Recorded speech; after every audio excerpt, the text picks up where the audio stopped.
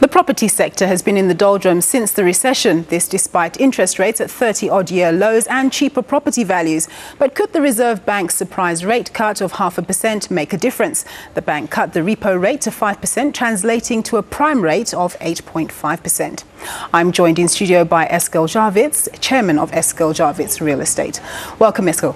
Thank you. All right, interest rates have been at all-time lows for quite some time, Yep. and the property market just hasn't moved for the past couple of years. Why has that been? Well, the economy is under stress, consumer confidence is low, the rest of the world is affecting us as well.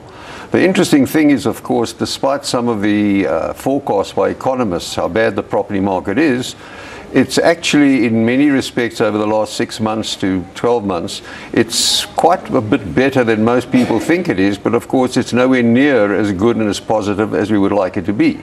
Where have you seen particular improvements? It's a very difficult thing. You know, there are people who say it's in the lower to middle range of the market, and there are others who say at the top end of the market. You can't even get 2 or 3 of the top economists in the country to agree on where the market is.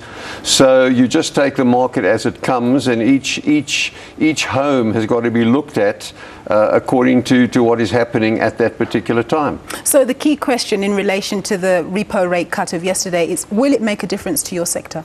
It will make a difference to our sector. You know, the big question is what comes first? Does the property market improve and then followed by the economy, or the other way around? It will make a difference. Is it going to make a substantial difference? I don't think so. I think the consumer is under a lot of pressure. Obviously, there will be slightly more disposable income. I think a bond of roughly R1,000,000 is going to save some people 300-odd rand a month, which is a big improvement. We have seen some price growth.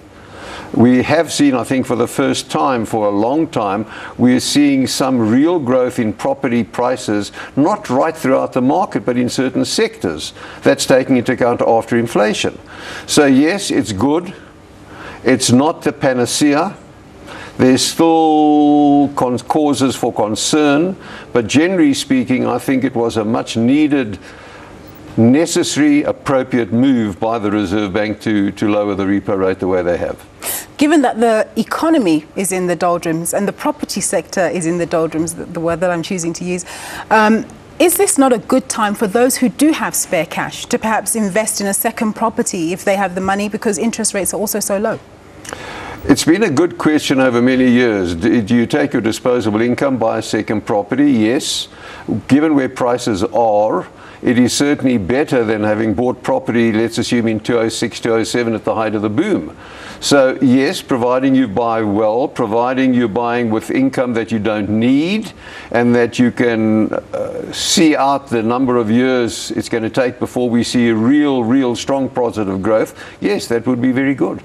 What's the advice you'd give to first-time buyers? The market is attractive insofar as property values are relatively low, interest rates are low, but how would you advise them to take into account buying the property and looking forward for interest rate increases?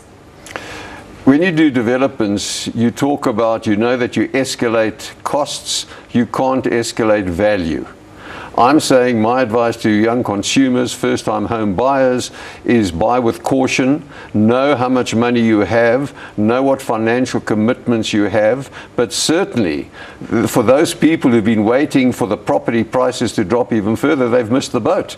It certainly can be said that property prices are beginning to show good growth, so therefore buy when you're ready to buy. So the property market has come to its bottom?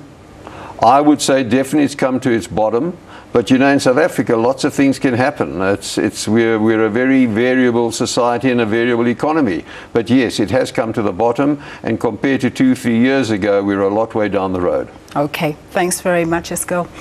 That was Eskel Jawitz. He's from Eskel Jawitz Real Estate.